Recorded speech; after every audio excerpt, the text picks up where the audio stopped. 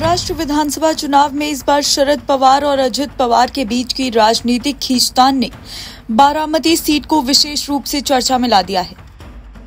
शरद पवार की एनसीपी ने करीब 40 से ज्यादा उम्मीदवारों की सूची जारी की है, जिसमें सबसे महत्वपूर्ण नाम बारामती सीट से योगेंद्र पवार का है। योगेंद्र शरद पवार के अत्यंत करीबी और अजित पवार के छोटे भाई श्रीनिवास के बेटे हैं और वो अजित पवार के खिलाफ इस प्रतिष्ठित सीट पर मैदान में होंगे। बारामती सीट पवार परिवार का गढ़ मानी जाती है और इस सीट पर वर्षों से अजित पवार का प्रभाव है।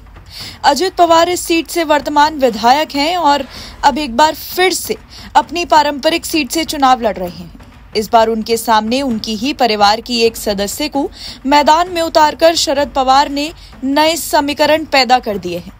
इस लड़ाई से पहले पिछले लोकसभा चुनाव में भी इसी तरह का राजनीतिक संघर्ष देखा गया था, जब शरद पवार की बेटी सुप्रिया सुले ने बारामती से जीत दर्ज की थी, जिसमें उनके प्रतिद्वंदी अजित पवार की पत्नी सुनेत्रा थी।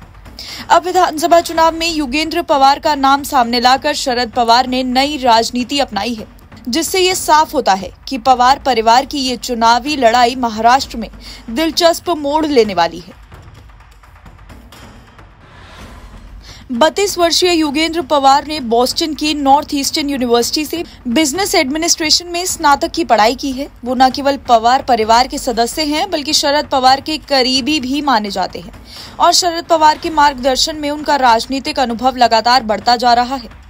योगेंद्र ने सुप्रिया सुले के पिछले चुनाव अभियान को सफलतापूर्वक संचालित करने में अहम भूमिका निभाई थी। साथ ही वो विद्या प्रतिष्ठान में कोषाध्यक्ष के रूप में भी काम कर रहे हैं और महाराष्ट्र के युवाओं में अपनी एक सकारात्मक छवि बनाए हुए हैं। एनसीपी की सूची में कई और महत्वपूर्ण नाम भी शामिल हैं। इनमें पार्टी की राज्य इकाई के अध्यक्ष जयंत पाटिल को इस्लामपुर से, जितेंद्र आव्हाड को मुंब्रा कलवा से, अनिल देशमुख को काटोल से और हर्षवर्धन पाटिल को इंदापुर से उम्मीदवार बनाया गया है। साथ ही दिवंगत एनसीपी नेता और आर पाटिल के बेटे रोहित पाटिल को तासगांव से टिकट दिया गया है। रोहित पाटिल पहली बार विधानसभा चुनाव में उतर रहे हैं और उनके परिवार की विरासत को देखते हुए उनसे बड़े प्रदर्शन की उम्मीदें हैं।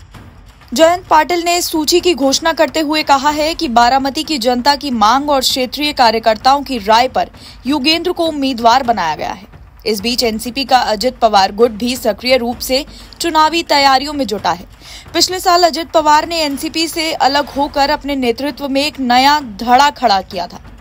इसमें कई दिग्गज नेता भी शामिल हुए, जिनमें प्रफुल्ल पटेल प्रमुख है। अजित पवार के इस गुट ने बीजेपी और एकनाथ शिंदे की शिवसेना के साथ गठबंधन कर राज्य सरकार में डिप्टी सीएम का पद भी हासिल किया है। हालांकि पवार परिवार के आंतरिक टकराव ने इस बार चुनावी माहौल में एक नई चुनौती प्रस्तुत की है, जिससे महाराष्ट्र की राजनीति में दिलचस्प बदलाव देखने को मिल सकते हैं। महाराष्ट्र की 288 सीटों के लिए मतदान 20 नवंबर को होगा और नतीजे 23 नवंबर को आएंगे।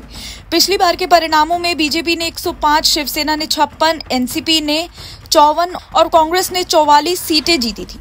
हालांकि इस बार के चुनाव में एनसीपी के विभाजन और शिवसेना के दो गुटों के कारण नए समीकरण बन रहे हैं, जिससे इन चुनावों में पवार परिवार की पारिवारिक और राजनीतिक जंग ने अलग ही महत्व अर्जित कर लिया है। एनबीटी ऑनलाइन की रिपोर्ट।